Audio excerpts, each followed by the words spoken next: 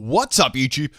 Okay, we're going to be doing a video on Pokemon Go. Now, this is a guide, a real basic guide, and I'm going to go through all the stuff you need to know about Pokemon Go, some basic things. If you feel I've missed anything or it needs a slight correction, make sure you drop it in the comment section below. This is just an information video for all people that want to know stuff about Pokemon Go. I played it for about 3 to 4 days straight now, and I think I've got a pretty good grasp of the game. Okay, let's get into it. Okay, first up, we have your profile. This shows what your level is by clicking on your face at the bottom of the game. It shows you how much experience gain you've got to the next level and when you are going to get your next reward going for the next level too. It shows your little picture of you and your username there up the top, and below it shows if you've bought anything or what team you are. In the background, I'm Team Blue. There's the Articuno. Okay, let's go over what items do what. So we have the potion there, which heals your Pokemon after going to a gym battle. The super potion, which does a little bit more health. And the revive if your Pokemon completely faints. We have the lucky egg, which actually is used for doubling your experience for 30 minutes time.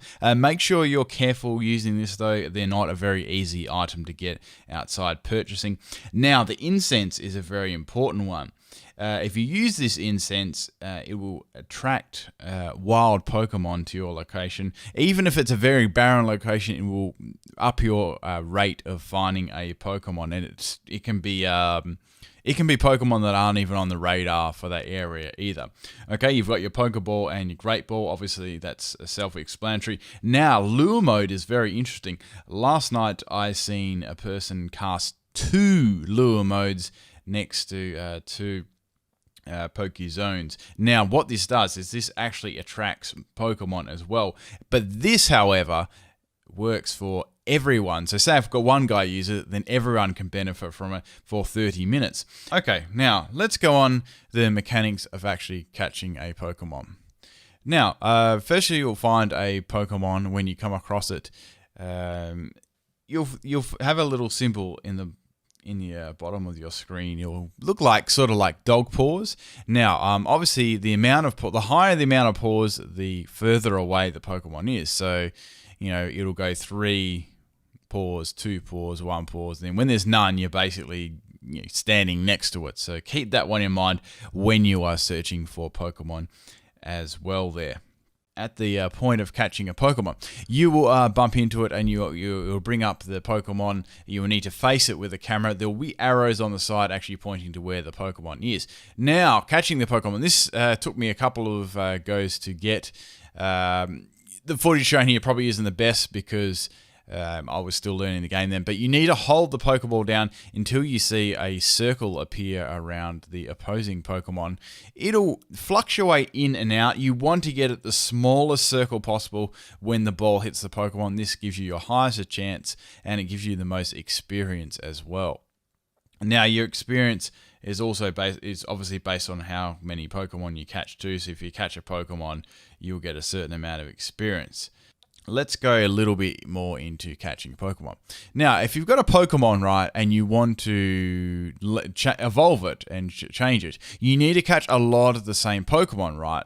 So what you want to do is you want to go into the Pokemon you've caught, and you want to look at your highest CP Pokemon. So say if you've got, you've got a Pidgeot that's, you've got a Pidgey that's CP of 200, and you've got a whole bunch of Pidgeys that have a CP of only like 20 or 30.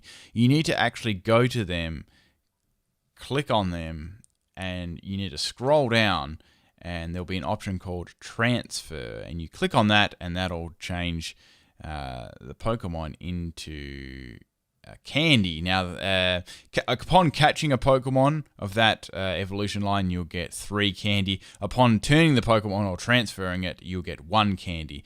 Each Pokemon is shown on there how much candy it needs for the next evolution if you click on the Pokemon. Each Pokemon gives off different candy, so you'll need to farm a lot of Pokemon to evolve your Pokemon up You can also power your Pokemon up when you get a really strong Pokemon. You can power it up using Candy and Stardust as well. Stardust is very easy to obtain. You get that a lot. Candy is a bit harder, so you need to you're constantly using Candy if you're leveling your Pokemon up. If you picked up any eggs, there's 3 types of eggs that I've found. There's a 2-kilometer egg, there's a 5-kilometer egg, and there's a 10-kilometer egg.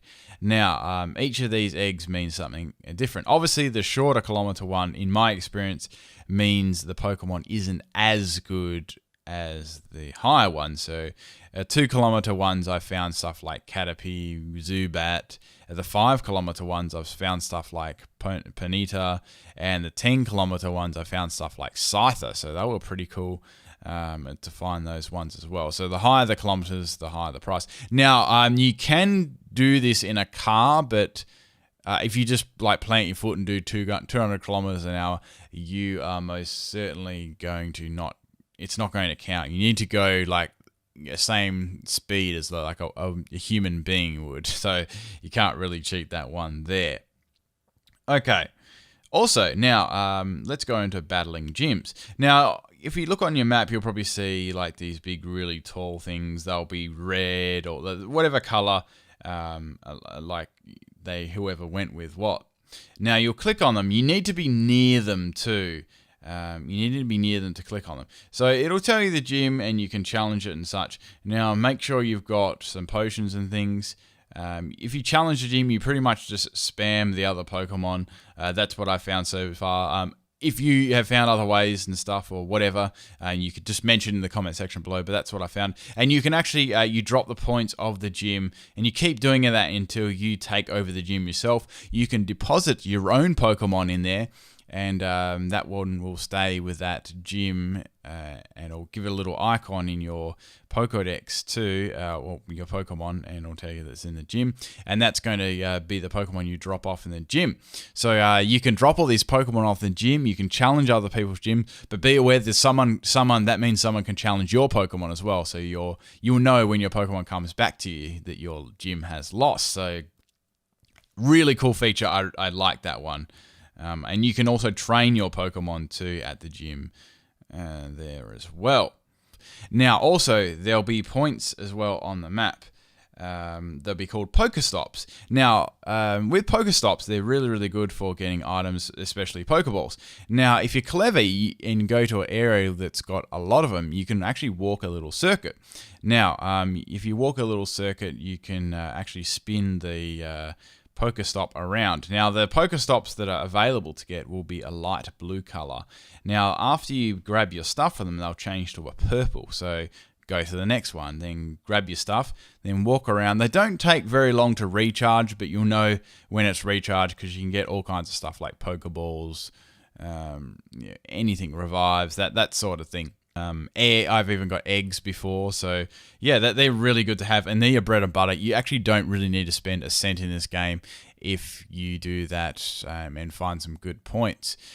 Okay, guys, that was just a small little breakdown on Pokemon Go in general. I probably missed out a couple of other things too, but I just wanted to give the raw basics for the beginning users. If you do have anything you'd like to submit in the comment section, make sure you do. Anything just that I've missed, or maybe that's just that's not quite correct. But this is all the stuff that I've found out by playing Pokemon Go and walking around. I've been playing this one for 3 days straight now, so pretty much 3 days straight there.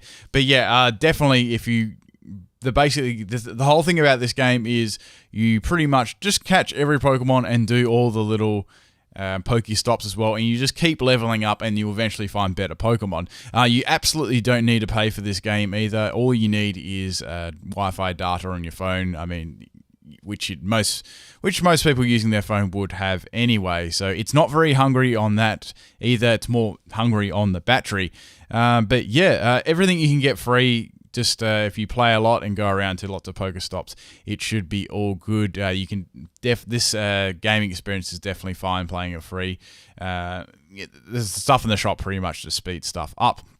But yeah, I've had a ball playing this game. It's really good. I'm looking forward to getting all the rest of the Pokemon I've got.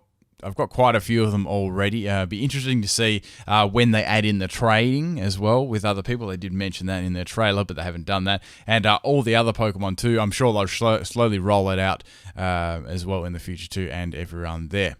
Okay, guys, I hope you enjoyed this video. I hope it was informative. If you did find it informative, slap a like on the video. That'd be really good. And if you want to see any more of these type of videos, I can do them too. Peace out.